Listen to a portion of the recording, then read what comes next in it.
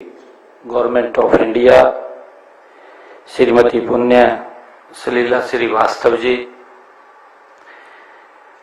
हमारे union health जो secretary हैं श्रीमती आराधना पटनायक जी और ribbon Kumar ji joint secretary health policies,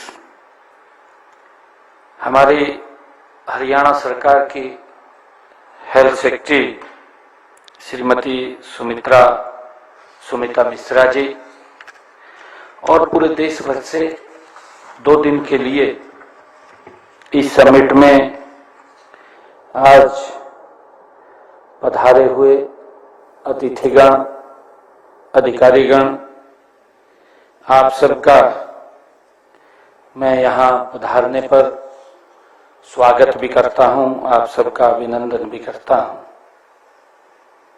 आज का यह अवसर देश के सार्वजनिक स्वास्थ्य तंत्र के भविष्य को दिशा देने वाला एक महत्वपूर्ण पड़ाव है। आज से 2 दिन तक चलने वाले इस क्षेत्र में हमारे देश भर से जो की जा रही श्रेष्ठ और अनुकरणीय पहलों को आज हमें इस मंच से साझा करने का ये अवसर मिल रहा है। मुझे खुशी है कि हम सब के लिए गर्व की बात भी है, गौरव की बात भी है कि इस राष्ट्रीय सम्मेलन का शुभारंभ हमारे केंद्रीय स्वास्थ्य मंत्री आदरणीय जगत प्रकाश नड्डा जी के कर कमलों द्वारा आज हो रहा है। वो स्वयं इस समिट के अंदर यहाँ पधारे हैं। इसका बड़ा महत्व है कि ये 2 दिन के लिए हम यहाँ अपनी अपनी प्रैक्टिस विचार साझा करने वाले हैं और उस उद्घाटन अवसर पर स्वयं स्वास्थ्य मंत्री जी आपके बीच में आए हैं। ये पूरे देश के स्वास्थ्य क्षेत्र विशेषज्ञ जिन्होंने पूरे देश में अलग अलग जगहों पर अपनी प्रैक्टिसेस के माध्यम से देश के लोगों की सेवाएं कर रहे हैं, आप भी यहाँ पधारे हैं। मैं आप सबका इस चंडीगढ़ ब्यूटीफुल सिटी में पधारने पर आपका हार्दिक स्वागत भी करता हूं, आप सबका अभिनंदन भी करता हूं। मुझे विश्वास है कि आपके कुशल नेतृत्व एवं मार्गदर्शन में यह सम्मेलन देश के स्वास्थ्य क्षेत्र की श्रेष्ठ सेवाओं और नवाचारों को प्रस्तुत करने का ये मंच सिद्ध होगा। इससे पहले भी जैसे बताया गया है मंच से कि इस प्रकार की समिट देश में 9 और राष्ट्रीय सम्मेलन हो चुके हैं। ये नेशनल समिट 9 और हो चुकी हैं, ये 10वीं यहाँ पर नेशनल समिट है। भारत जैसे विशाल और विश्व की सबसे बड़ी जनसंख्या वाले देश में ऐसी समिट की श्रृंखला ये चलाया जाना ये हम सब के लिए महत्वपूर्ण है, जरूरी है। इस सम्मेलन में सभी अपने अपने राज्य की अनुकरणीय जो उन्होंने श्रेष्ठ प्रैक्टिसेस की हैं उन पद्धतियों को आपस में साझा करने का इस 2 दिन की समिट में हमें यहाँ अवसर मिलेगा। साथियों, मैं अपने प्रदेश की कुछ ऐसी प्रैक्टिसेस हैं जिनका जिक्र मैं आप लोगों के बीच में करना चाहूंगा। साथियों, हमने मरीजों के परिजनों को प्रशिक्षित करने के लिए केयर कैंपेनियन प्रोग्राम को चलाया हुआ है। हमारा ये मानना है कि बीमार होने पर परिवार ही हमारी सबसे अधिक देखभाल करता है। हमने इस प्रोग्राम के माध्यम से 188 केंद्रों में मरीजों के परिजनों को प्रशिक्षित किया है। उन्होंने व्हाट्सएप आधारित मोबाइल केयर सर्विसेज से भी हमने उसको जोड़ा है। साथियों, डिजिटल हेल्थ ई संजीवनी कार्यक्रम में हमारे आयुष्मान आरोग्य मंदिर अब प्रतिदिन 2000 लगभग से भी अधिक टेली परामर्श वो कर रहे हैं, क्योंकि पेशेंट को डॉक्टर से बातचीत करना और वो ग्रामीण क्षेत्र के मरीजों को सीधे हमारा जो पीजीआई ये चंडीगढ़ में है, ऐसे प्रमुख संस्थानों से जोड़ करके वहां हमारे जो विशेषज्ञ हैं, जो डॉक्टर्स हैं, उनसे डायरेक्ट उनसे परामर्श करने का इसके माध्यम से अवसर मिलता है, ताकि दूर दराज बैठे हुए ग्रामीण क्षेत्र के अंदर भी जो पेशेंट है उसको अच्छी केयर मिल सके। ये हमारी सरकार ने इसमें गति से चलाया हुआ है। साथियों, हमारी सरकार का ये मानना भी है कि स्वस्थ हरियाणा ही विकसित हरियाणा की वो आधारशिला है, और इसी सोच के साथ हमने स्वास्थ्य सेवाओं में निरंतर हमारी सरकार हरियाणा में सुधार कर रही है, उसका विस्तार भी कर रही है। सुधार के साथ साथ उसका विस्तार भी हम कर रहे हैं। मैं आपको बताना चाहूंगा कि इस वित्त जो वर्ष था, इस बजट के अंदर मैंने स्वास्थ्य क्षेत्र के लिए पिछले वर्ष की तुलना में 32.89% की बढ़ोतरी करके उसको 14,000 करोड़ रुपए का प्रावधान मैंने स्वास्थ्य क्षेत्र के अंदर हरियाणा में किया है।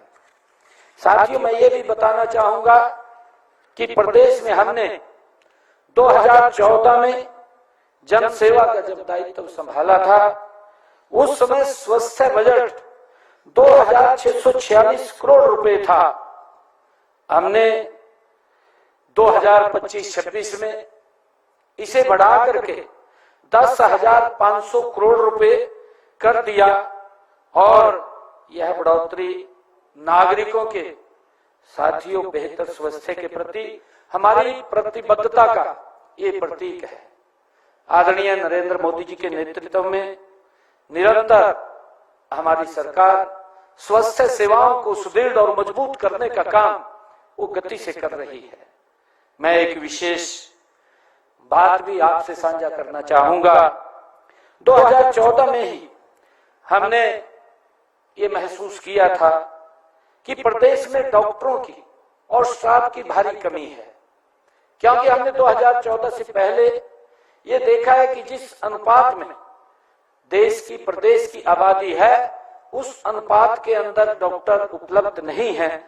डॉक्टरों की बहुत भारी कमी है, और इस कमी को पूरा करने के लिए हमने हर जिला में एक आदरणीय मोदी जी के तत्वाधान में, उनके नेतृत्व के अंदर एक मेडिकल कॉलेज बनाने का निर्णय ये हमारी सरकार ने लिया है। साथियों, मुझे खुशी है कि उस समय 2014 में हरियाणा में मात्र 6 मेडिकल कॉलेज थे। साथियों, आज जिनकी संख्या बढ़कर के हरियाणा प्रदेश के अंदर 17 मेडिकल कॉलेज आज काम कर रहे हैं, और मुझे ये भी खुशी है कि उस समय डॉक्टरों की जो एमबीबीएस की सीटें थी वो मात्र 700 थी, जो आज बढ़कर के 2,710 प्रति वर्ष हमें डॉक्टर्स मिल रहे हैं। उसके ऊपर हमने गति से काम किया है, और इसी तरह चाहे नर्सिंग की बात हो, फिजियोथेरेपी की बात हो, या पैरामेडिकल में शिक्षा का विस्तार वो हमने गति से किया है। हमने केवल स्वास्थ्य संसाधनों की संख्या नहीं बढ़ाई है, बल्कि उनकी गुणवत्ता पर भी हमारी सरकार ने विशेष तौर से हरियाणा में ध्यान दिया है। राज्य में 1479 स्वास्थ्य संस्थान जो राष्ट्रीय गुणवत्ता आवासन मानकों के अंतर्गत वो प्रमाणित भी हो चुके हैं। और साथियों, हमारा लक्ष्य है कि हर नागरिक को विश्व स्तरीय स्वास्थ्य सेवाएं उनके नजदीक ही वो उपलब्ध हो, उसको लेकर के हम काम कर रहे हैं। अभी बताया भी गया है कि हमने ये पिछले दिनों निर्णय किया कि हमारा एक डिस्ट्रिक्ट में एक सरकार की तरफ से एक हॉस्पिटल उन मानकों के ऊपर होगा जो उस डिस्ट्रिक्ट के अंदर, अगर हम प्राइवेट सेक्टर्स की तरफ देखें, प्राइवेट सेक्टर्स के अंदर जो हॉस्पिटल जिसमें सब सुविधाएं होती हैं, वो सारी की सारी सुविधाएं वो हमारे उस सरकारी हॉस्पिटल में उपलब्ध हो। और उसको हमने काम को आगे बढ़ाते हुए आज हरियाणा के अंदर हमने 10 हॉस्पिटल ऐसे खड़े कर दिए हैं। हमने टारगेट रखा है कि 30 जून तक हरियाणा के हर जिले में उन सुविधाओं से सुसज्जित वो हर हॉस्पिटल के अंदर डिस्ट्रिक्ट लेवल के ऊपर ये खड़े हो जाएंगे। हाँ, नागरिक को सरकारी हॉस्पिटल के अंदर उसका विश्वास बढ़े मेरे डॉक्टरों के ऊपर, उनको अच्छी स्वास्थ्य सुविधाएं वहां पर उपलब्ध हो, उसको लेकर के हम निरंतर काम कर रहे हैं। साथियों, हम देखते हैं कि मातृ एवं शिशु स्वास्थ्य के क्षेत्र में भी हमने उल्लेखनीय प्रगति की है।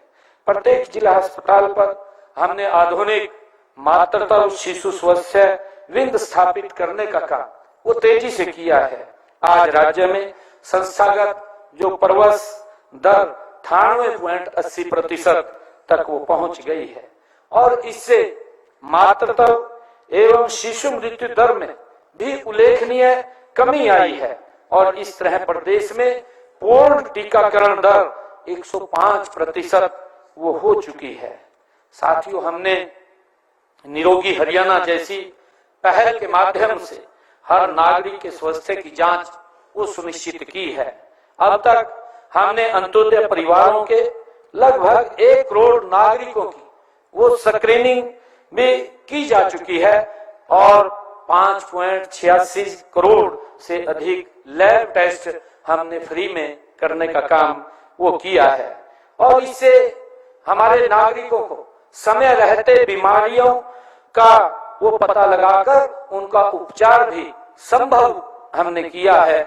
हमने प्रदेश में आपातकालीन स्वास्थ्य सेवाओं को मजबूत करने के लिए लगभग 550 एम्बुलेंस का नेटवर्क वो भी स्थापित किया है।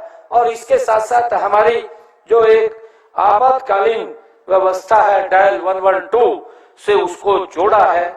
और आज हरियाणा के अंदर अगर कोई व्यक्ति फोन करता है तो उसको 9 से 10 मिनट के अंदर एम्बुलेंस उसके द्वार के ऊपर पहुंच जाती है। ये व्यवस्था हमने हरियाणा प्रदेश के अंदर खड़ी की है। और साथियों, हम जिलों में चाहे जिसका मैंने जिक्र किया है सीटी स्कैन, हमारे जो डिस्ट्रिक्ट हॉस्पिटल्स हैं उनमें सीटी स्कैन लगाने की बात हो, चाहे एमआरआई की सेवाएं उपलब्ध कराने की बात हो, और इस समय हमने लगभग अस्पतालों में सीटी स्कैन तथा 7 जिलों में जो हमारे सरकारी हॉस्पिटल्स हैं उनके अंदर एमआरआई की सुविधाएं हमने उपलब्ध कराई है। और प्रदेश में ऐसे हमारे 22 जो सरकारी हॉस्पिटल हैं उनमें मुफ्त हेमोडायलिसिस सेवाएं भी हम उपलब्ध करा रहे हैं। और इसके अतिरिक्त हमने हेमोडायलिसिस सेवाएं 18 अन्य स्वास्थ्य संस्थाओं में भी उपलब्ध कराई जा रही हैं। और साथियों, इसी तरह हमने 4 cath lab cardiac care unit भी वो चलाई हुई है। ये 6 अन्य स्वास्थ्य सेवाओं में भी उपलब्ध कराई जा रही हैं। साथियों, नागरिकों को स्वास्थ्य सुरक्षा प्रदान करने के लिए देश के यशस्वी प्रधानमंत्री आदरणीय नरेंद्र मोदी जी ने आयुष्मान और जन आरोग्य योजना उसको शुरू किया है। हमने हरियाणा प्रदेश में 3 लाख रुपए वार्षिक आय तक के जो हमारे परिवार हैं उनको इस योजना के तहत हमने शामिल किया है। आयुष्मान योजना और चिरायु योजना वो चलाई जा रही है और इससे हमारे प्रदेश की आधी आबादी को, साथियों, लगभग 5 लाख रुपए का इलाज का, उसको मुफ्त इलाज का साथियों उसको आश्वासन वो मिल रहा है। 5 लाख रुपए तक वो अपना इलाज करा सकता है। साथियों, हमने हर जिला के अंदर, क्योंकि ये जानते हैं कि कैंसर का इलाज बहुत महंगा है, और कैंसर के इलाज को देखते हुए हमने प्रदेश में हर जिला स्तर के ऊपर डे केयर कैंसर सेंटर्स भी स्थापित किए हैं, और इसके माध्यम से मरीजों को मुफ्त इलाज उनका किया जाता है। और इसके अलावा कैंसर के मरीजों को मुफ्त यात्रा सुविधा और आर्थिक सहायता भी वो प्रदान की जाती है। हमने निर्णय किया है हरियाणा के अंदर जो कैंसर का पेशेंट है उसका हरियाणा रोडवेज की बस में वो फ्री यात्रा कर सकेगा, और उसके साथ साथ उसको हमने पेंशन लगाने का भी 3200 रुपए महीना ऐसे पेशेंट को काम किया है। और साथियों, केवल इलाज कर देना ही अच्छी स्वास्थ्य सेवाओं नहीं कही जा सकती। अच्छी स्वास्थ्य सेवा साथियों वह है जिसमें व्यक्ति को बीमारी ही न होने दिया जाए। इसके लिए आप सबको जन जागरूकता अभियान में शामिल होने की आज आवश्यकता है। आज लोगों को जागरूक करने की इस बात को लेकर के आवश्यकता है कि वो अपने स्वास्थ्य के प्रति वो सचेत रहें, ताकि बीमारियां साथियों दूर हों। इसको लेकर के हम जागरूक करने की आज आवश्यकता है। हमने हरियाणा में इसके लिए गांव-गांव योग और व्यायामशालाएं खोलने और पूरे देश में खेल संस्कृति को विकसित करने का काम हम गति से हमारी सरकार कर रही है। साथियों, हमें मिलकर के एक ऐसे भारत का निर्माण करना है जहां हर नागरिक स्वस्थ हो, हर परिवार सुरक्षित हो और हर राज्य प्रगति के पथ पर अग्रसर हो। साथियों, आप इस सम्मेलन के अंदर 2 दिन तक रह करके यहाँ पर अलग अलग अपने विचारों को साझा करेंगे। हमें पूरा विश्वास है कि जो आप यहाँ से जो मंथन के माध्यम से जो भी यहाँ प्रोग्रेस होगी, जो भी विचार आएंगे, उसका लाभ भारत के लोगों को अवश्य मिलेगा। मैं आप सबका आज इस अवसर के ऊपर धन्यवाद करता हूँ। आप सबको मैं पुनः बहुत बहुत बधाई और शुभकामनाएं देता हूँ। 2 दिन तक आप लोग यहाँ रह करके विकसित भारत और स्वस्थ भारत में अपनी महत्वपूर्ण भूमिका आप अदा करेंगे। आप सबका धन्यवाद। जय हिंद, जय भारत, जय भारत।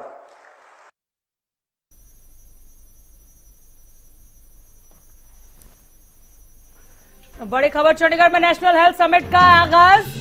पीएम मोदी के नेतृत्व में सरकार लगातार काम कर रही है। सुन रहे थे आप मुख्यमंत्री नायब सिंह सैनी को, जिन्होंने कहा डॉक्टरों की कमी को पूरा करने के लिए हमने काम किया। 2014 में हरियाणा में मात्र 6 मेडिकल कॉलेज थे। सीएम ने इसका जिक्र करते हुए कहा कि आज हरियाणा में 17 मेडिकल कॉलेज हैं। ये हमारे काम का नतीजा है। स्वास्थ्य क्षेत्र में लगातार काम जारी है। डॉक्टरों की कमी को पूरा करने के लिए हमने काम किया। बड़ी खबर चंडीगढ़ से पहुंचा रहे हैं। नेशनल समिट हेल्थ समिट को लेकर यह खबर आप तक हम पहुंचा रहे हैं। स्वास्थ्य क्षेत्र में लगातार काम जारी, सीएम ने इसका जिक्र किया। इन्होंने बाकायदा गिनाया है कि क्या क्या काम किया। हर नागरिक को बेहतर स्वास्थ्य सुविधा मिले, ऐसा हमारा उद्देश्य है। केंद्रीय स्वास्थ्य मंत्री जेपी नड्डा ने समिट का उद्घाटन किया। कार्यक्रम को सीएम नायब सिंह सैनी ने संबोधित किया। चंडीगढ़ में नेशनल हेल्थ समिट का आगाज हुआ, जहां पर अब से कुछ ही देर पहले आप मुख्यमंत्री नायब सिंह सैनी को सुन रहे थे। सरकार की उपलब्धियां स्वास्थ्य क्षेत्र में वो गिना रहे थे, बता रहे थे कि क्या काम किया, क्या व्यवस्थाएं थी और उसको कितना और ज्यादा हमने दुरुस्त किया, बुलंदी तक लेकर गए। 2014 में हरियाणा में मात्र 6 मेडिकल कॉलेज थे। वो कह रहे हैं कि आज हरियाणा में आप गिनिए 17 मेडिकल कॉलेज हैं। सीएम ने कहा कि हर नागरिक को बेहतर स्वास्थ्य सुविधा मिले, यह हमारा उद्देश्य है और इसी पर हम प्रयासरत हैं, काम कर रहे हैं, कार्यरत भी हैं। चंडीगढ़ में नेशनल हेल्थ समिट का आगाज हुआ। तस्वीरों के साथ बड़ी खबर आप तक पहुंचा रहे हैं। पीएम मोदी के नेतृत्व में सरकार लगातार काम कर रही है, ये कहा सीएम नायब सिंह सैनी ने। उन्होंने कहा कि डॉक्टरों की कमी को पूरा करने के लिए हम भरसक काम कर रहे हैं। आज हरियाणा में 17 मेडिकल कॉलेज हैं। 2014 में मात्र 6 थे। स्वास्थ्य क्षेत्र में लगातार काम जारी है। सीएम ने इसका भी जिक्र किया। उन्होंने कहा कि हर नागरिक को बेहतर स्वास्थ्य सुविधाएं मिले, ये उद्देश्य है हमारा, जिसके लिए हम लगातार प्रयासरत हैं और कार्यरत जो कई कार्यक्रमों का लाभ ले रहा है उसे बार बार अलग अलग पोर्टलों पर दर्ज करना पड़ता है। इससे स्वास्थ्य कर्मियों को ज्यादा समय लगता है और गलतियां होने की संभावना बढ़ जाती है। प्रस्तुत है स्वस्थ भारत पोर्टल। स्वास्थ्य एवं परिवार कल्याण मंत्रालय भारत सरकार की एक महत्वपूर्ण पहल, एक ऐसा इंटीग्रेटेड प्लेटफॉर्म जो सभी स्वास्थ्य कार्यक्रमों को एक साथ जोड़ता है ताकि continuum of care, ease of living और सिटीजन्स फर्स्ट सुनिश्चित हो। यह पोर्टल आभा आईडी के माध्यम से एबीडीएम के मानकों के अनुरूप लाभार्थियों के डेटा का सुरक्षित और सहज उपयोग सुनिश्चित करता है। इस पोर्टल की विशेषताएं इंटीग्रेटेड बेनिफिशियरी डैशबोर्ड, विभिन्न कार्यक्रमों के रिकॉर्ड तक आसान पहुंच, एबीडीएम अनुरूप प्रणाली, एसएमएस सूचनाएं और त्वरित रिपोर्ट्स। जब स्वास्थ्य सेवाएं आपस में जुड़ती हैं, तो जीवन बेहतर होता है। स्वस्थ भारत पोर्टल एक ऐसा डिजिटल प्लेटफॉर्म जो सुनिश्चित करता है निरंतर स्वास्थ्य सेवाएं और नागरिकों के लिए आसान जीवन। स्वस्थ Bharat portal integrated digital platform जो प्रदान करता है सहज, जुड़ी हुई और प्रभावी सेवाएं।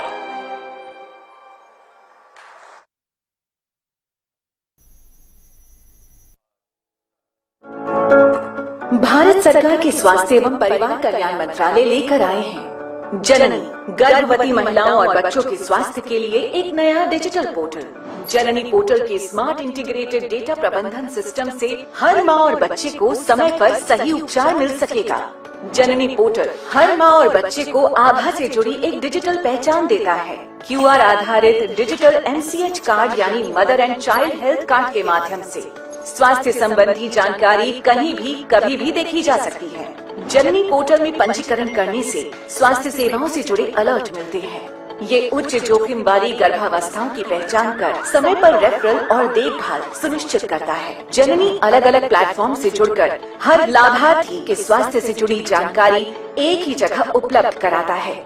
जननी ऐप पर हर लाभार्थी के बचपन से बड़े होने तक उनकी सेहत का पूरा रिकॉर्ड रखा जाता है, जिससे स्वास्थ्य कर्मी और डॉक्टर सही समय पर फैसले लेकर बेहतर स्वास्थ्य सेवाएं प्रदान कर पाते हैं। जननी पोर्टल पर आधार से जुड़ी बायोमेट्रिक पहचान ये सुनिश्चित करती है कि सभी सरकारी लाभ सही लाभार्थी को मिले। साथ ही जननी पोर्टल पर महिला के पंजीकरण के बाद उनके स्वास्थ्य कैलेंडर के अनुसार समय समय पर स्वास्थ्य जानकारी प्रदान की जाती है। लाभार्थी आभा आईडी द्वारा स्वयं पंजीकरण कर सकते हैं और अपनी स्वास्थ्य जानकारी देख सकते हैं। जननी पोर्टल पर और भी नए मॉड्यूल जोड़े जाएंगे। जननी, गर्भवती महिलाओं और बच्चों के स्वास्थ्य के लिए एक नया डिजिटल पोर्टल।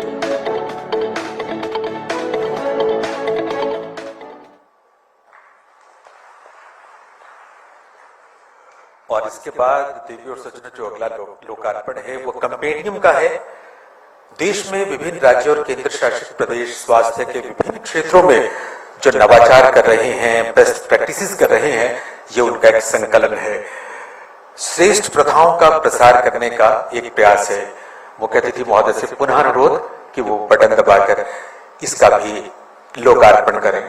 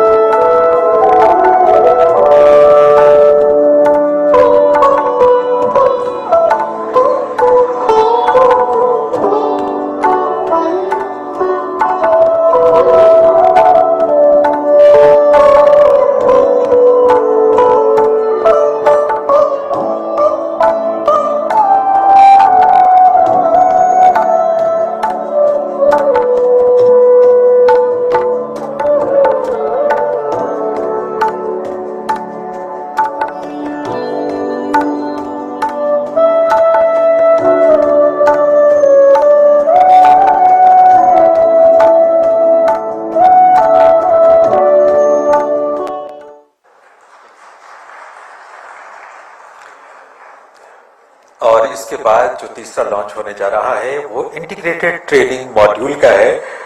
ये मॉड्यूल जो प्रशिक्षण को ज्यादा सरल, सुगम और समावेशी बनाएगा और निश्चित तौर पर स्वास्थ्य सेवाओं को और बेहतर बनाने में अपना योगदान देगा। वो कहते थे महोदय से एक बार फिर से निवेदन है कि वो बटन दबाकर इसका भी लॉन्च करें।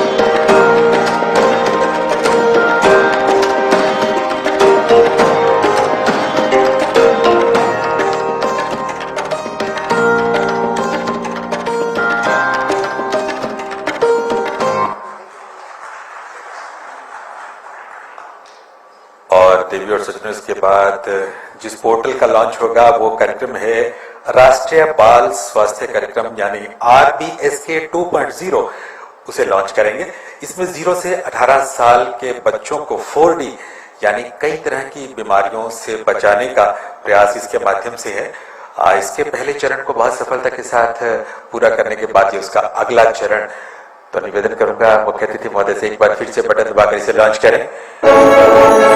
राष्ट्रीय बाल स्वास्थ्य कार्यक्रम 2.0 की नई गाइडलाइंस का विमोचन, साथ ही बच्चों में मधुमेह की देखभाल के लिए नई पहल, बेहतर पहचान, समय पर उपचार और एक सशक्त डिजिटल फ्रेमवर्क।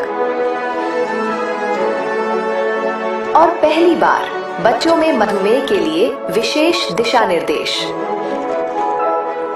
एक स्वस्थ बचपन, एक सशक्त भारत।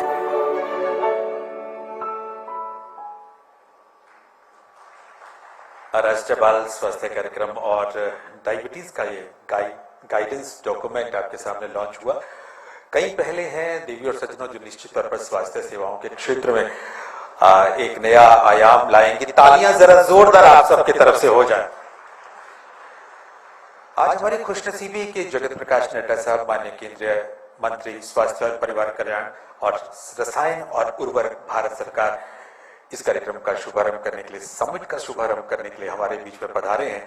उनका आना, उनका उद्बोधन हमेशा खास होता है।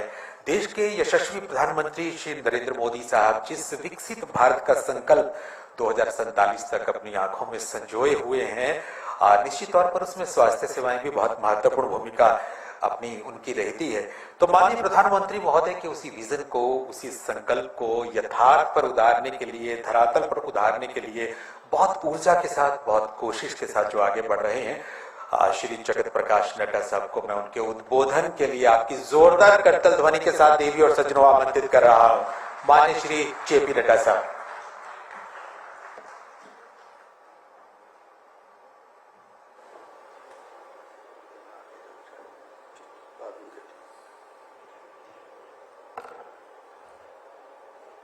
आज के इस नेशनल हेल्थ मिशन के समिट में मंच पर उपस्थित हमारे वरिष्ठ साथी और हरियाणा प्रदेश के बहुत ही लोकप्रिय और संवेदनशील मुख्यमंत्री सम्माननीय नायब सिंह सैनी जी, हमारी हरियाणा सरकार में स्वास्थ्य मंत्री मिस आरती सिंह राव जी, हमारे health secretary government of India ministry of health and family welfare Shrimati Punya Salila Srivastava ji, doctor Sumita Mishra ji जो additional chief secretary government of Haryana, Shrimati Aradhana Patnaik ji additional secretary mission director अपने ministry of health and family welfare, Shri Sibin C, joint secretary ministry of health and family welfare, हमारे सभी प्रदेशों से आए हुए health के secretaries और हमारे मिशन डायरेक्टर्स और हमारे वरिष्ठ ऑफिसर्स और हमारे प्रिंट मीडिया और इलेक्ट्रॉनिक मीडिया के साथी देवी और सज्जनों, आज हम सब के लिए बहुत ही सौभाग्य की बात है कि हम सब के बीच में आज हरियाणा के मुख्यमंत्री उपस्थित हैं, श्री नायब सैनी जी। सबसे पहले तो उनको मैं धन्यवाद देना चाहता हूं, जिन्होंने हमारे इस समिट की मेजबानी के लिए इस हरियाणा को स्वीकारा और बहुत अच्छी मेजबानी जो आपने की है और हेल्थ को जो आपने प्रायोरिटी दी है आपके खुद के व्यक्तिगत उपस्थिति से, उसके लिए मैं विशेष करके धन्यवादी हूं कि आप इस कार्यक्रम में शामिल भी हुए और आपने हरियाणा प्रदेश ने नेशनल हेल्थ मिशन के बेस्ट प्रैक्टिसेस के लिए हमें जो मेजबानी का जो आपने जिम्मेवारी ली, उसके लिए मैं विशेष करके आपको धन्यवाद देता हूं। आज हम सबके लिए बहुत ही खुशी का विषय है। It's a matter of great delight that we all have assembled here for the 10th National Summit of Good Practices and Innovations in Public Health Service Delivery and the Technological Interventions। मैं भारत सरकार के स्वास्थ्य मंत्रालय को और सभी officers को इस बात के लिए भी बधाई देना चाहता हूं कि आपने जो अभी पोर्टल्स लॉन्च किए, उसके माध्यम से आपने नेशनल हेल्थ मिशन में चलने वाले वेरियस प्रोग्राम्स को आपने जो इंटीग्रेट किया है, उससे हमारे हजारों जो हेल्थ वर्कर्स से लेकर के जो हमारे हेल्थ के एक्टिविस्ट और फ्रंटलाइन वर्कर्स हैं, उनको इससे बहुत सुविधा मिलने वाली है। और साथ ही साथ जो हमारे जो इसको उपयोग में लाते हैं, यानी चाहे वो जच्चा हो, बच्चा हो, उसके सिलसिले में उस रिकॉर्ड्स को रखने में इंडिविजुअल्स को भी मदद मिलेगी। इस प्रयास के लिए आपको मैं बहुत बहुत बधाई देना चाहता हूं। ये जो 10वां बेस्ट प्रैक्टिसेस का समिट है, दिस इज अ प्लेटफॉर्म और इस प्लेटफॉर्म में हम शेयर करते हैं स्ट्रैटेजीज, इनोवेशंस, नवाचार जो हम लोगों ने किया है। और ये जो सिस्टम्स है, ये जो समिट है, ये डेमोन्स्ट्रेट करता है कि पोटेंशियल स्ट्रैटेजीज किस तरीके से नेशनल हेल्थ मिशन को एक इफेक्टिव हेल्थ सिस्टम और एक इकोसिस्टम हम क्रिएट कर सकते हैं। इसके लिए ये निश्चित रूप से बहुत ही अच्छा कारगर उपयोग में आने वाला ये प्लेटफॉर्म है, जिसका हम सब लोग उपयोग करते हैं।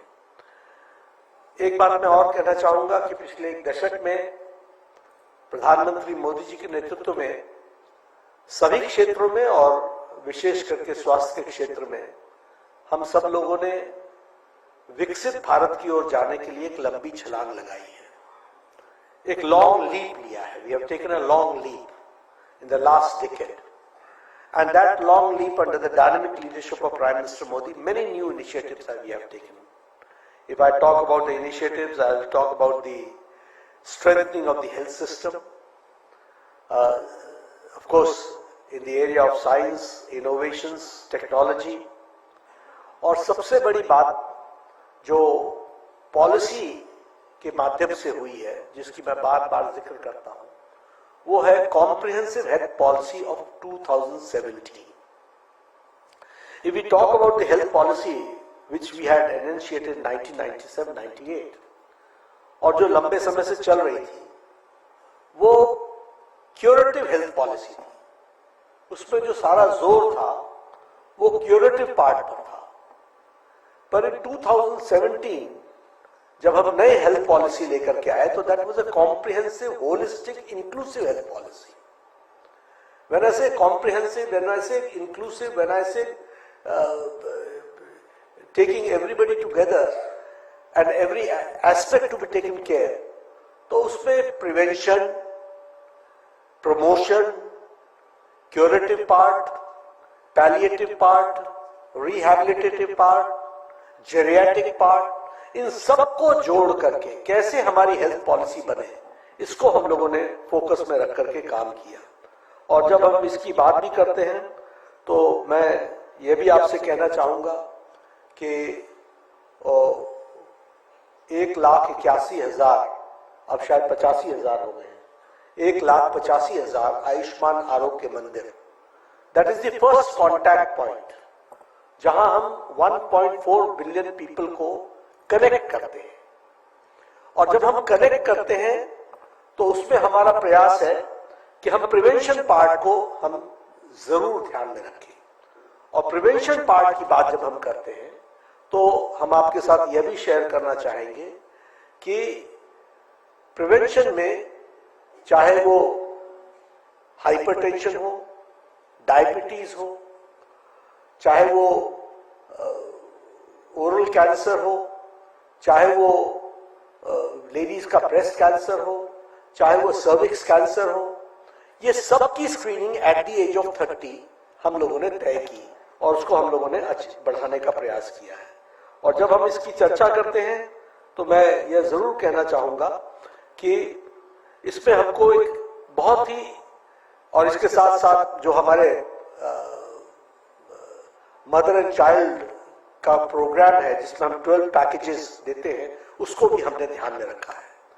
यहां मैं एक बात जरूर कहना चाहूंगा कि हमने आयुष्मान आरोग्य मंदिर का एक्सपेंशन तो कर दिया, अब समय है हम कंसोलिडेशन करें और कंसोलिडेशन में क्वालिटी सपोर्ट हम दे सके और क्वालिटी आउटकम्स हमारे निकल सके, इसकी हमको चिंता करनी पड़ेगी। इसके लिए कैपेसिटी बिल्डिंग, अभी हमें खुशी है कि हम national quality assurance standards NQAS लगभग 1,85,000 में से 50,000 में हम कर चुके हैं, लेकिन हमको इससे खुश नहीं होना है।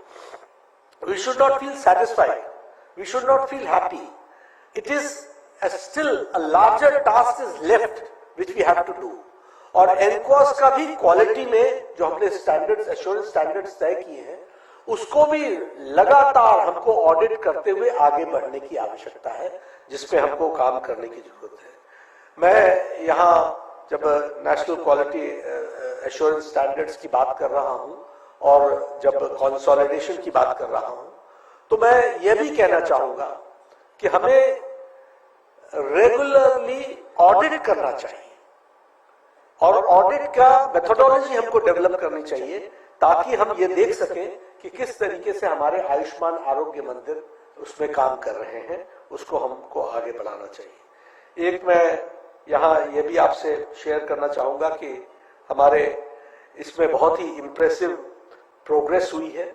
अब जैसे मदर एंड चाइल्ड की बात करें तो हमारी इंस्टीट्यूशनल डिलीवरी जो है वो 79% से बढ़कर के अब 89% हो गई है, which is a good increase, although we should not be satisfied, but yes, बहुत सी जो स्कीम्स आई मातृ सुरक्षा योजना के तहत और बाकी सारी स्कीम्स के तहत, उनका एक फायदा ये हुआ है कि हमारे 89% हमारी जो डिलीवरी इंस्टीट्यूशनल डिलीवरीज है वो बढ़ी हैं और 89% तक पहुंची है। हमारी decline of maternal mortality ratio जो है वो 42 पॉइंट्स घट गया है। अगर हम 1990 से 2023 को कंपेयर करें तो जहां 130 पर लाख लाइव बर्थ्स डेथ होती थी, वहां आज वो 88 पर लाख बर्थ्स पर हो गई है, यानी 42 पॉइंट्स का आउटकम हुआ है। That we have to understand and realise कि अचीवमेंट्स में हम लोगों ने इसको हासिल किया है। अगर हम यूएन रिपोर्ट की बात करें जो 2025 में आई है, उसमें नियोनेटल मोर्टेलिटी रेट जो है that has declined by 70%। This is a very good statistics which हुआ है न्यू मोर्टेलिटी रेट, जिसके बारे में हमको सोचना चाहिए और उसको ध्यान में रखना चाहिए। उसी तरीके से अगर हम बात करें कि ये अंडर 5 मोर्टेलिटी रेट जो है ये डिक्लाइन हुआ है, इसकी डिक्लाइन 79% हुआ है। जो अंडर 5 मोर्टेलिटी रेट ये भी 79% हुआ है। इन्फेंट मोर्टेलिटी रेट डिक्लाइन जो है वो 73% हुआ है। और इसी तरीके से वर्ल्ड हेल्थ ऑर्गेनाइजेशन का जो वर्ल्ड मलेरिया रिपोर्ट है वो भी बहुत अच्छी रिपोर्ट आई है, जिसमें 1/6 of the population of the world is India, और 1/6 ऑफ द पॉपुलेशन में only 0.7% her people have global cases में मलेरिया जो डिटेक्ट हुआ है इंडिया में, इट इज 0.7%। और मॉर्टेलिटी जो ग्लोबली हुई है उसमें 0.6% हमारी मॉर्टेलिटी हुई है। ये हमको मलेरिया में अचीवमेंट मिली है। बहुत से जो हम लोगों ने इंटरवेंशंस किए हैं, उस इंटरवेंशंस के कारण हमको ये सफलता मिली है, और मलेरिया में जो 1/6 of the population of the world है उसमें हमको 0.6% की केसेस डिटेक्ट हुए हैं, और 0.7 और 0.6 हमारा मॉर्टेलिटी रेट रहा है। उसके बारे में भी हमको समझना चाहिए। ट्यूबरक्लोसिस में, जिसमें अभी हम टीबी मुक्त अभियान हम चला रहे हैं, उसमें वर्ल्ड हेल्थ ऑर्गेनाइजेशन की जो 24 की रिपोर्ट आई है, उसमें decrease in incidence is 21%, and you will be also happy to note that the global decline is only 12%, and our decline is 21%, and that is not by us, it is being said by the World Health Organization, that we have to understand. उसी तरीके से जो हमारा treatment coverage है वो 92% है tuberculosis का, और ग्लोबल ट्रीटमेंट कवरेज जो है वो 78% है। इसका मतलब जो टीबी मुक्त अभियान में आप सब लोग एग्रेसिवली लगे हैं डिटेक्ट करने में, उसका एक निश्चित रूप से लाभ भी मिल रहा है, और डिटेक्शन के साथ साथ क्यूरेटिव पार्ट को भी हम लोग ध्यान में रख रहे हैं। अभी जो टीबी प्रोग्राम चल रहा है उसको हम आगे बढ़ाने के लिए पूरी तरीके से तत्पर हैं। हमें मालूम ही है कि हम पोलियो फ्री हो चुके हैं since 2014। Neonatal and maternal tetanus का एलिमिनेशन ये 2015 में हो गया था। Trachoma is now no more a public problem, that was declared in 2004, और बहुत खुशी की बात है कि ओनली 1 year इज लेफ्ट, और now only 8 months is left. We can will be declared kala azar free, तो उसके लिए भी हम काम कर रहे हैं। It is the last year which we are working for WHO certification. जो हमारे चैलेंजेस हैं वो हमारे इंक्रीजिंग नॉन कम्युनिकेबल डिजीजेस हैं, और इसके लिए हमको आयुष्मान आरोग्य मंदिर को स्ट्रेंथन भी करना पड़ेगा, हेल्थ प्रमोशन को आगे बढ़ाना पड़ेगा, मैनेजमेंट को हमको ध्यान में रखना पड़ेगा, और टाइमली रेफरल्स हो इसकी भी हमको चिंता करनी पड़ेगी। इसके लिए हमको काम करना पड़ेगा। जैसा मैंने बताया कि 30 years एंड अबव हम जो 1.85 लाख आयुष्मान आरोग्य मंदिर है, जहां हम hypertension, diabetes, cancer, oral cancer, breast cancer, cervical cancer के हम वो करते हैं, स्क्रीनिंग करते हैं, इसको और साइंटिफिक बनाने की आवश्यकता है। और मैं आराधना मैडम से रिक्वेस्ट करूंगा कि आप इसके scientific, what I mean to say, एक बार किसी ने अपनी स्क्रीनिंग करा ली तो हमारे पास फिगर आ गए, hypertension 41 crore, diagnose 7.1 crore and 5.7 crore on treatment. उसी तरीके से diabetes 41 crore, oral cancer 35 crores, diagnosed 2.3 lakh, breast cancer 16.5 crores, cervical cancers 8.9 crores, diagnosed 1.1 lakh। ये तो आ गया, लेकिन इसके साथ साथ आगे फॉलोअप क्या हुआ है, इसलिए टाइमली हम इसको, for example if somebody has got screened in the year at the age of 30, he should be also screened at the age of 35, 37, at some frequent intervals, और उसका साइंटिफिकली हमको जो मैनेजमेंट करना चाहिए उसकी हमको अगर चिंता करेंगे तो अच्छा रहेगा। ऐसा मेरा सुझाव है, जिसके लिए हमको इसको आगे बढ़ाएंगे तो अच्छा रहेगा। I tried to come out, discuss with you about the achievements which we have achieved so far. अब मैं कुछ बातों की तरफ आपका ध्यान आकृष्ट करना चाहूंगा जो मैं ऑब्जर्व करता रहता हूं उसके बारे में। देखिए, हमारा जो ट्रेनिंग मॉड्यूल्स हैं, प्रोग्राम्स हैं, पेशेंट क्योर और पेशेंट केयर की बात है, और जो लास्ट माइल डिलीवरी है, उसमें वी आर वेरी गुड, इसमें कोई दो राय नहीं है। जिस प्रोग्राम को हम लोगों ने हाथ में लिया है उस प्रोग्राम को हम बहुत अच्छे से एक एक मुकाम तक पहुंचाने में हम सफल हुए हैं। हमारी क्वालिटी ऑफ और जो हमारी ट्रेनिंग है वो बहुत अच्छी है। लेकिन एक पार्ट में हम हमेशा लैक कर रहे हैं, वो है जो हमारा हार्डवेयर है, जो हमारा इंफ्रास्ट्रक्चर है, जो हमारे नेशनल हेल्थ मिशन में प्रोग्राम इंप्लीमेंटेशन प्लान है, उसमें हम कहीं ना कहीं एक तो उसकी इफेक्टिव प्लानिंग नहीं कर रहे हैं, यानी हम नहीं कर रहे हैं ऐसा नहीं कहेंगे, उसकी प्लानिंग को और अच्छा बेहतर बनाने की आवश्यकता है। मैंने बहुत से बीएमओस के साथ और सीएमओस के साथ इंटरैक्ट किया। बहुत से प्रोविजंस ऑफ एनएचएम के बारे में उनको जानकारी नहीं है। अगर उनको जानकारी नहीं है तो वो पीआईपी कैसा बनाएंगे, और अगर वो पीआईपी बनाएंगे तो वो कितना रियलिस्टिक होगा। I don't know whether I am able to communicate to you in the right perspective और not. I am not discouraging you, लेकिन I am just saying that this is one of the challenges कि हम PIP जो बनाते हैं वो realistic होना चाहिए, वो डिस्ट्रिक्ट बेस्ड होना चाहिए, नीड बेस्ड होना चाहिए, और जो नीड बेस्ड को पूरा करने के लिए एनएचएम का एम्बिट है उसका उपयोग होना चाहिए। तो अगर हम ये करेंगे तो हमको एक अच्छा पीआईपी बनेगा। पीआईपी बनेगा तो उसमें फाइनेंशियल जब चीजें फंडिंग होगी तो इफेक्टिव यूज होगा उसका। ये हम जरूर आपसे शेयर करना चाहते हैं। एक बात और मैं कहना चाहूंगा वो कि effective utilisation and timely utilisation, that is also very important.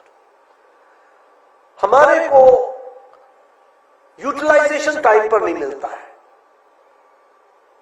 अब हार्डवेयर की जब मैं बात कर रहा हूं, मदर एंड चाइल्ड हॉस्पिटल बनना है, हमने फंडिंग कर दी। फंडिंग हमने 2023 में की, अब 2025 चल रहा है, अभी तक टेंडर नहीं हुआ है। And now you are asking for more PIP. How can we give you more PIP when the utilization certificate has not come? तो इसके बारे में भी कहीं ना कहीं हमको सोचना चाहिए, और स्टेट स्पेसिफिक रिक्वायरमेंट्स के बारे में हमको सोचना चाहिए, ऐसा मैं जरूर कहना चाहूंगा। दूसरा जो माय सजेशन है, जो मैं बार बार बोलता हूं वो यहां भी बोलूंगा, हम नेशनल हेल्थ मिशन में जब हम काम कर रहे हैं तो हम आपके सबसे इंपॉर्टेंट टूल पब्लिक रिप्रेजेंटेटिव है, सबसे इंपॉर्टेंट टूल, और सबसे ज्यादा इग्नोर्ड पब्लिक रिप्रेजेंटेटिव है। He does not know that your TB मुक्त अभियान is going on. She does not know that in हर जिला परिषद area a program for neonatal child or for newborn child is being undertaken. तो public representatives को involve करना, chief minister से public representatives को लेटर्स लिखवाना, उनसे संबोधन करवाना, उनसे मैसेजिंग कराना, मैसेजेस करवाना। हमारे एमपीज हैं, हमारे एमएलएज हैं। मैंने खुद पार्लियामेंट के दौरान सभी जो स्टेट्स और डिस्ट्रिक्ट्स जहां high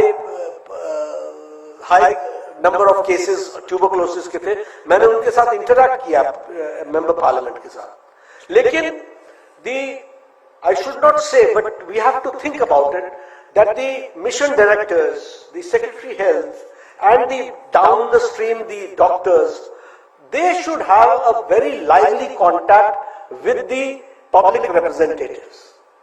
No chief medical officer calls anytime any MLA. No chief minister, no block medical officer calls anytime any Zilla Parishad member. They are the most important tools. They can make your work very easy. और उनको आप जब sensitize करते हैं तो उसमें से काम बहुत तीव्र गति से आगे बढ़ता है। इस पर हमको सोचना चाहिए, ऐसा मैं आपसे जरूर कहना चाहूंगा। अभी हम लोगों ने प्रधानमंत्री हेल्थ इंफ्रास्ट्रक्चर मिशन पीएम अभीम, इसको हम लोगों ने लॉन्च किया, 2021 में लॉन्च किया, 2025 में वो समाप्त हुआ है। अभी we are going for an extension, लेकिन हम फंड्स उस पर खर्च नहीं कर पाए। मेरे से कई बार लोग चर्चा करते हैं बजट नहीं है, बजट नहीं है, बजट नहीं है। मैंने सब लोगों को कहा है कि बजट माकूल है, आप बजट की चिंता मत कीजिए। खर्च करने की समय पर चिंता कीजिए, ये मैं आपसे निवेदन करना चाहता हूं। 15 फाइनेंस कमीशन का पैसा, उसको हम टाइमली एक्सप्लेन नहीं कर पाते हैं। अब 16 फाइनेंस कमीशन आ जाएगा, तो इसके बारे में हमको सोचने की जरूरत है। और इसलिए मैं आपसे ये कहना चाहूंगा, budget is not the issue, it is the issue is this expenditure in time that we have to think and we have to work on it. You have done a very good job. लेकिन मैंने कुछ आपके सामने जब achievements की बात की, तो साथ साथ मैंने कुछ जो लिमिटेशंस और जो कुछ हमारे को ध्यान देने के योग्य वाली बातें हैं, उस पर भी आपका मैंने ध्यान आकृष्ट किया है। अभी बेस्ट प्रैक्टिसेस पे हम जरूर आप लोग चर्चा करेंगे और उन बेस्ट प्रैक्टिसेस के माध्यम से जरूर हम सब लोग एनलाइटेंड भी होंगे और आप सब लोग उसको रेप्लिकेट करेंगे अपने अपने स्टेट्स में। You have done a very good job. Again मैं ये कहूंगा कि एंड आई मस्ट अप्रिशिएट, मुझे आप सबको इसके लिए साधुवाद भी देना चाहिए कि आप लोगों ने बहुत कुछ हासिल किया है। इसीलिए भारत के इंडिकेटर जो है वो ग्लोबल इंडिकेटर से कहीं आगे जा रहे हैं। लेकिन इसके साथ साथ जो भारत सरकार स्वास्थ्य के प्रति प्रधानमंत्री मोदी जी के नेतृत्व में जो फाइनेंसेस जो आपको बजटिंग के माध्यम से दे रहे हैं, उसका राइटफुल यूटिलाइजेशन और राइटफुल प्लानिंग, इन दोनों पर हमको ध्यान देने की जरूरत होगी। उस पर आप जरूर ध्यान देंगे। आपने मेरी बात सुनी, आपका धन्यवाद। मैं फिर से नायब सिंह सैनी जी को बहुत बहुत धन्यवाद देता हूं कि आप इस कार्यक्रम में भी आए और आपने जो यहाँ हमें हरियाणा में इस कार्यक्रम को करने के लिए आपने मेजबानी की है, इसके लिए आपका बहुत बहुत धन्यवाद। बहुत बहुत धन्यवाद।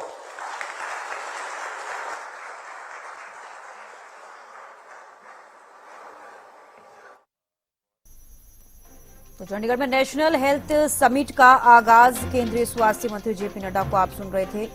सीएम नायब सिंह सैनी भी इस कार्यक्रम में मौजूद हैं। जेपी नड्डा ने कई सारी बातों का जिक्र किया। इस प्लेटफॉर्म पर हम नवाचार साझा करते हैं। पीएम मोदी के नेतृत्व में सरकार लगातार काम कर रही है। डॉक्टरों की कमी को पूरा करने के लिए हमने काम किया है। 2014 में हरियाणा में मात्र 6 मेडिकल कॉलेज थे, सीएम कहते हुए नजर आए। उन्होंने कहा आज हरियाणा में 17 मेडिकल कॉलेज हैं।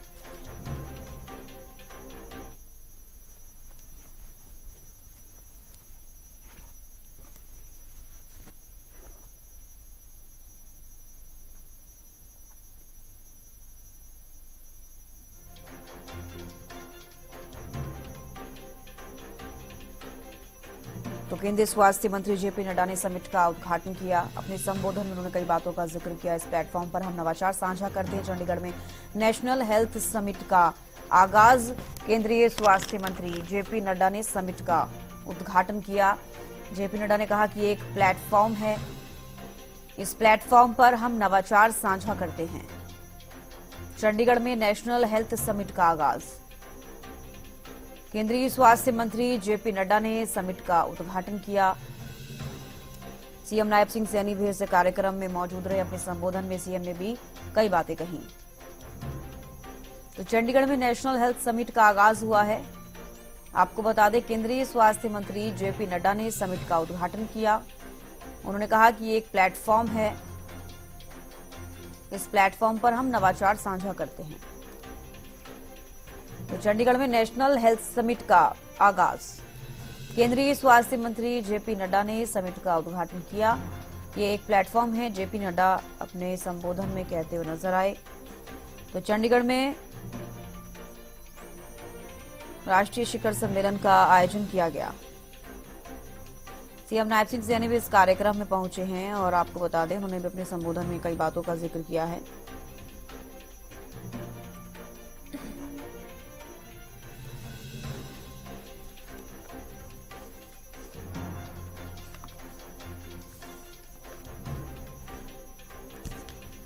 तो आज हरियाणा में 17 मेडिकल कॉलेज हैं। सीएम अपने संबोधन में कहते हुए नजर आए, हर नागरिक को बेहतर स्वास्थ्य सुविधा मिले, ऐसा हमारा लक्ष्य है। क्योंकि मेडिकल कॉलेज और भी हरियाणा में खोले गए। अब तक हरियाणा सरकार का जिक्र किया जाए तो, और देखिए, स्वास्थ्य संबंधी जो सुविधाएं हैं वो लोगों को मिल रही हैं। इसके साथ साथ मेडिकल कॉलेज खोल रहे हैं, जिससे कि और भी बच्चे पढ़ लिख कर आगे बढ़ें और इस क्षेत्र में हरियाणा में विकास होता हुआ नजर आए।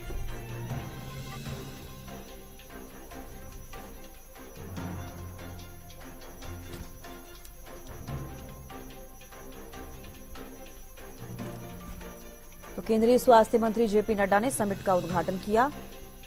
आपको बता दें, सीएम नायब सिंह सैनी भी इस कार्यक्रम में मौजूद हैं। तो सम्मेलन में पहुंचे सीएम। चंडीगढ़ में नेशनल हेल्थ समिट का आगाज, केंद्रीय स्वास्थ्य मंत्री जेपी नड्डा ने समिट का उद्घाटन किया। जेपी नड्डा ने कहा कि एक प्लेटफॉर्म है, इस प्लेटफॉर्म पर हम नवाचार साझा करते हैं। केंद्रीय स्वास्थ्य मंत्री जेपी नड्डा ये कहते हुए नजर आए। सीएम नायब सिंह सैनी भी इस समिट में पहुंचे।